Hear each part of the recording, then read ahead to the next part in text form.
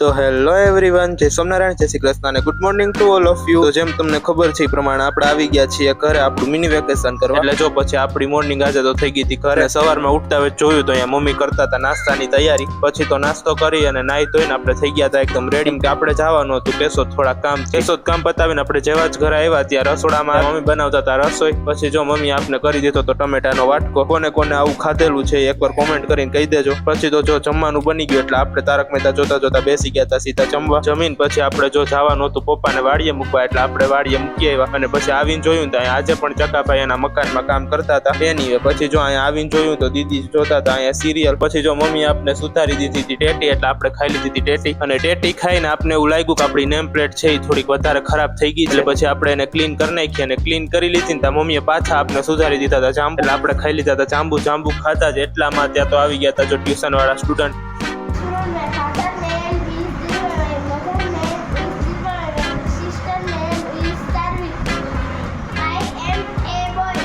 પછી દીદીને થોડીક હેલ્પ કરાવી અને આપણે જો વાડીએ જવાનું હતું ફૂલ લેવા એટલે આપણે પહોંચી ગયા હતા સીધા વાડીએ ફૂલ લેવા. વાડીએ જો આટલા બધા ફૂલ છે એ બધા ફૂલ લઈ અને જેવા જ આપણે ઘરે આવ્યા ત્યાં જો અહીંયા બાજુમાં બાળકો રમતા હતા કે હાલો ભાઈ આપણે રમવું છે બેડમિન્ટન. એટલે પછી આપણે થોડીક વાર રમી લીધું એની હારે બેડમિન્ટન. પછી બેડમિન્ટન રમીને આપણે જેવા જ ઘરની અંદર આવ્યા ત્યાં અહીંયા જો મમ્મી ને પપ્પા થોડીક સિરિયસ ટોપિક ઉપર ડિસ્કશન કરતા હતા. એટલે પછી આપણે એને ડિસ્ટર્બ કર્યા વગર વયા ગયા હતા સીધા કિચનમાં. પછી તો જો ઢોકળા બની ગયા એટલે આપણે બેસી ગયા હતા જમવા.